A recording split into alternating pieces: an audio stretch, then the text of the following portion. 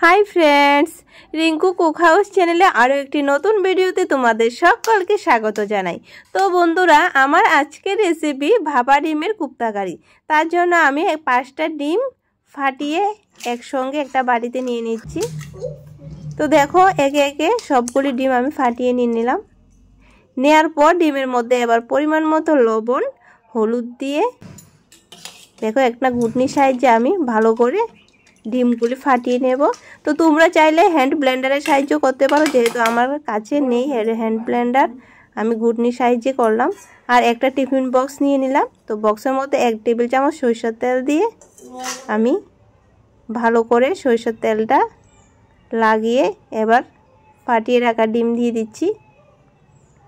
এবার বক্সের মুখটা আমি লাগিয়ে নিচ্ছি ভালো করে। লাগিয়ে নেওয়ার পর একটা কড়াইয়ের মধ্যে আমি কিছু পরিমাণ জল দিয়ে টিফিন বক্সটা বসিয়ে দিলাম। আর এখানে মশলা শুকনো লঙ্কা আদা জিরা পেঁয়াজ কুচি একসঙ্গে করে নিয়ে নিচ্ছি। দেখো আমার মশলা করতে করতে এদিকে 10 মিনিট আমি বক্সটাকে সিদ্ধ করে নিয়ে নিলাম। এবার খুলে দেখছি, দেখো বন্ধুরা খুব সুন্দর একটা কেক হয়ে গেছে আমার। এবার আরেকটা ঢাকনা দিয়ে আমি খুব সহজেই ডিমটা উঠিয়ে নিয়ে নিলাম। এবার আমার পছন্দ অনুযায়ী আমি এটাকে পিস পিস করে নিয়ে নেব।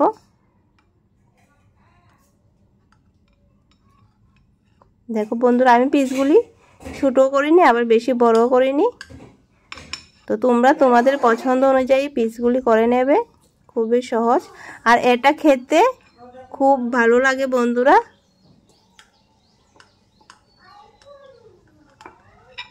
নেওয়ার পর দেখো কি সুন্দর হয়েছে বন্ধুরা, তোমরা নিজের চোখেই দেখো ডিমের পিসগুলি।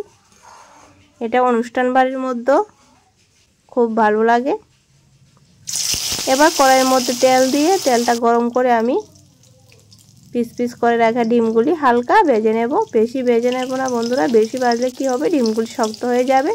তো আমি মিডিয়াম সাইজ করে দেখো ভেজে নিয়ে নিলাম। এবার এগুলি আমি তুলে নিয়ে ফোড়নে দিলাম একটা তেজপাতা গোটা এলাচ দারুচিনি আর মিক্সার করে রাখা মশলা। এবার দিয়ে মশলাটা আমি ভালো করে কষিয়ে নিয়ে নিচ্ছি।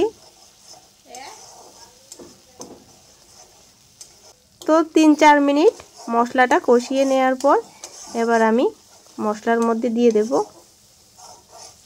1 টেবিল চামচ টমেটো সস। তোমরা চাইলে কাঁচা টমেটোটাও ব্যবহার করতে পারো বন্ধুরা, যেহেতু আমার কাছে কাঁচা টমেটোটা নেই আমি টমেটো সসটা দিয়ে দিয়েছি। তো টমেটো সস সহ মশলা আমি আরও 4-5 মিনিট ভালো করে কষিয়ে এবার দিয়ে দিচ্ছি পরিমাণ মতো ঝোল। তো ঝোলটা তোমরা পছন্দ অনুযায়ী কম বেশি করে নেবে। যারা ঝোল বেশি খেতে পছন্দ করো না তারা কম দেবে, আর ঝোল খেতে বেশি পছন্দ করো যারা তারা একটু বেশিই দেবে। দেখো আমার ঝোলটা ফুটে এসেছে।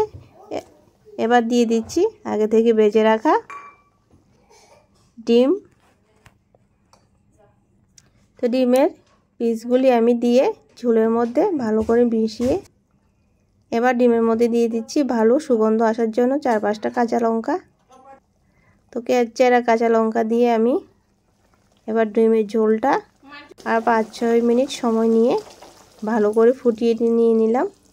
এবার সবশেষে দিয়ে দিচ্ছি 1 টেবিল চামচ গরম মশলার গুঁড়ো।